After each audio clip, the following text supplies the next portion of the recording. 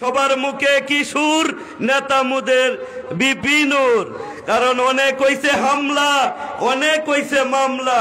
আমরা কি ভাই আওয়ামী লীগের বাপ দাদার কামলা?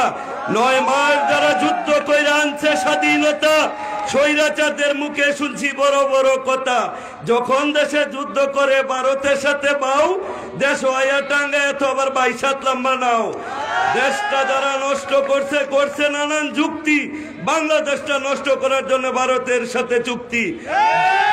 গোপালগঞ্জে জন্ম লইছে ভয়ঙ্কর এক নারী, হাজার হাজার মানুষ মাইরা শেষে ছাড়ছে বাড়ি।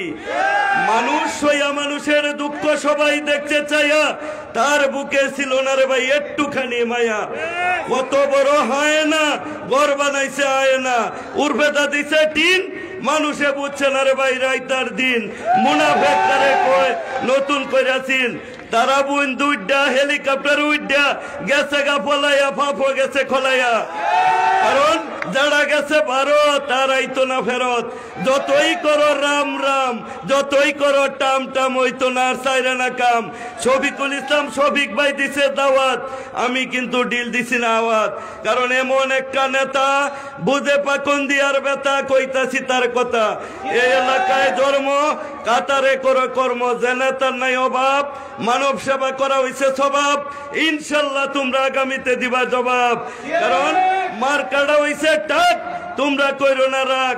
6টা হইছে চাক্কা, খালি দিবা ধাক্কা। ভিতরে গরম হাওয়া, এই সুবিধা হইব যাওয়া। এই কারণে শফিকুল ইসলাম ভাইয়ের লেগে আমার কিশোরগঞ্জ হওয়া। আর বিপিনুরের মতো নেতা আর যাবে না পাওয়া। কারণ যার আছে শিক্ষা, টাকা পয়সা কারো কাছ থেকে খাইতো না সে ভিক্ষা।